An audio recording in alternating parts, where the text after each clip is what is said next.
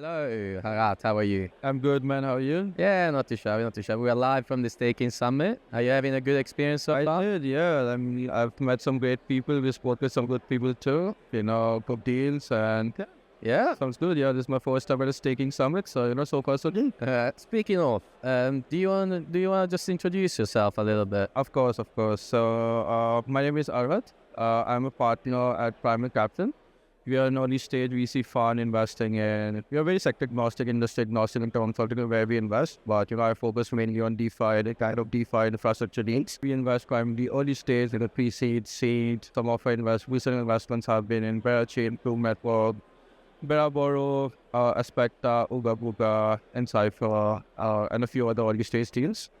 Yeah, we are a team of 4 people, 3 GPs, and I'm a partner at the fund too. And yeah, that's What's the investment thesis that you guys are focused on? mainly, we are mainly a founder-focused fund. So, we don't care about, what you're building unless and until, it's in the crypto space, unless it's a token investment. And, we speak, my thesis mainly, is our past investments have been more into, DeFi infrastructure, if as you've seen over the past few months. So, Thesis is very flexible, but, we like to spend more time with the founders over the past few months and see, because, we're very hands-on as an investor. I get pretty involved with the portfolio companies that we do as a 6th or 7th employee, and, we help them with anything that they want. So, yeah, mainly, founder focused, and also, we go very deep into the ecosystems that we invest in. So, we are very deep into the Berachain ecosystem. We have around 3 ecosystem projects under Berachain that are our portfolio. Uga Buga, Beraboro, and Chainside. And then now we are diving more deep into the Monad ecosystem as well. Right. So in terms of, it's always fascinating to talk to people like you, that are deep in the trenches, because you actually started your career as an analyst, doing deep research into some of these protocols, right? Yep. And I remember that I connected with you because you published an article on a portfolio company that you had at your previous fund, which we also invested in. Exactly. And I was looking for more information to connect with other investors, and I found you, and we connected from there, and then we took it from there, and now we've known each other for a couple of years. Yeah. It's always fascinating to talk to people like you because you see big things coming, right? Of course. So what? Otherwise, you wouldn't be sitting here, right? So what are the biggest and most fascinating trends that you're observing at the moment? What excites you the most at the moment? Right now, we see this market. Right now the market's not that good, so you need to find the gold in a piece of shit. So, what excites us most right now is how money moves on chain. And so, and staking is definitely one of it, because this is staking is definitely, when you look into LSTs and LSTFi, that's the bond market of on chain. So we like to see how money moves on chain, and that's been our thesis entirely right now. How do we make money more attractive on chain? Because we see RWS coming on chain, we see private credit, M&A is happening on chain as well. So why not make it much more attractive? So we just see how everything just makes sense. Everything gets connected as a whole. TradFi to DeFi, can we make it more interconnected overall?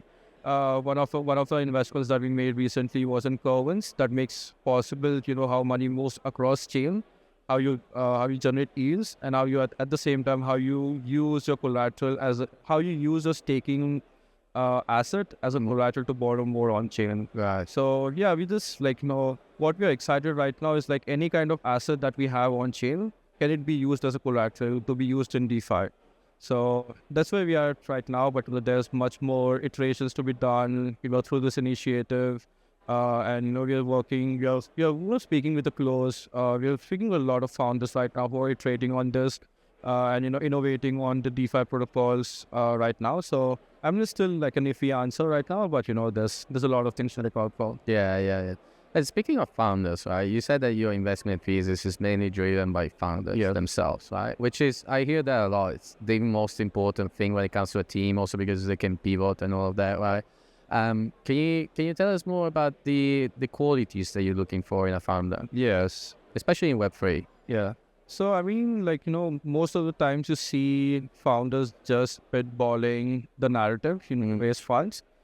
Someone wants to build an NFT exchange, whatnot. But, the quality that we want to see is that, founders who understand the space, I at least have spent a couple of years in the space, building the network because, overall, like when you build something, it's all about your network, and you are as a founder, you are the distribution channel. So we want to see founders who are well connected, and at the same time, if they're building something loosely connected with what they did in the past, that's a very good signal. And over the past few years, we have seen founders and invested in founders who've had multiple exits. So we know that, this is a kind of founder, who can build a business and exit it for our investors over time.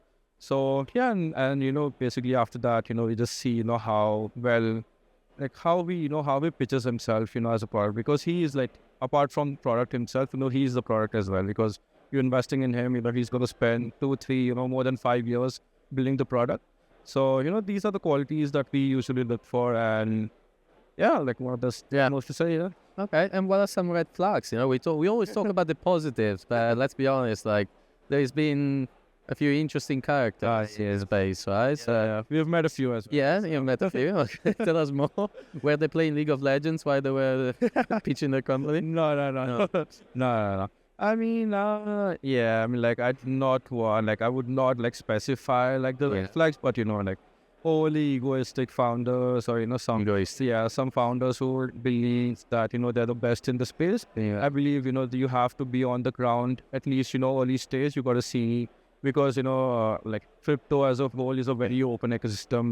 What I'm building, if I'm a founder, what I'm building, in less than a year, there might be 10 different competitors who would compete with me. So I can't be the best at all times. I need to iterate on it. But if you we've seen a few founders who've been this is we are the best in the space, but after a while they're just gone down. We've seen with a few L2s in Ethereum, who've gone down the space. But the only thing we can do is we learn from this, we build a thesis, and we understand how the founders work.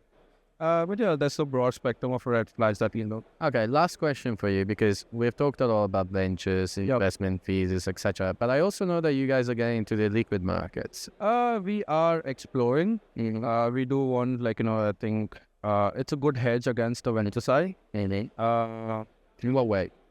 It's for example, we invest in bear chain, and it's always a good decision to hold some more bear tokens and invest in driving the validators and engaging with the portfolio companies and increasing the TBL on this, because bear chain is a good liquid ecosystem. That makes sense. So we do that. We're exploring Solana as well. We have a few portfolio companies there. We'll be exploring some few in the Monad ecosystem as well. So, and the market's volatile, so if your venture side doesn't work out that well, liquid always outperforms in the short term. So you need a way to hedge your investments and see how you want to move forward. And I don't know if you have noticed the past few months, most funds have pivoted into being more liquid right now, because that gives a lot of return over time. Especially you need to answer to your LPs as well. So we are definitely exploring. We have small position here and there with our portfolio companies. We do provide support for TVL as well through our partner funds. And over time, if it works out well, we might explore it much better. But we have the GPs have different explorations on the different venture sides, on the liquid side, that they work around with. So, but as a fund, very well connected. If you want to go into the liquid side, we do it directly, indirectly, or on the TVL side. So there's a lot to explore for us. Interesting. Is there, just to finish it up, is there anything that you would have asked yourself that I didn't ask? That's an interesting question. I mean, we spend a lot of time together. So we do it. We hang out a lot, so I don't know what I've asked. But I don't know. I mean, how's Dubai, brother? How's Dubai? I know you just moved here.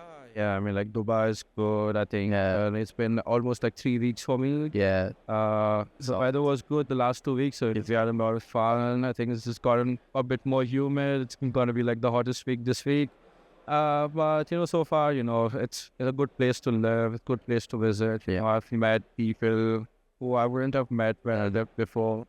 Good network, and, I've just hung out with people I never thought I would. Yeah. And, we met Conor McGregor. Yeah, we did. Yeah, 2 weeks ago. February 30. That was interesting. So, it's a place of mystery. You don't know what happens the next day. There's a lot of, there's a lot of things to do. Hopefully the heat doesn't, stop us from doing a lot of things. But, over time, it gets better. I like it. I have friends here. Yeah, I'm like, we do what we want. Okay. Where are we headed next? Oh, that's a good question. Yeah, there is a place in Asia that... Yeah, maybe, we do attend a few events. Yeah, which one?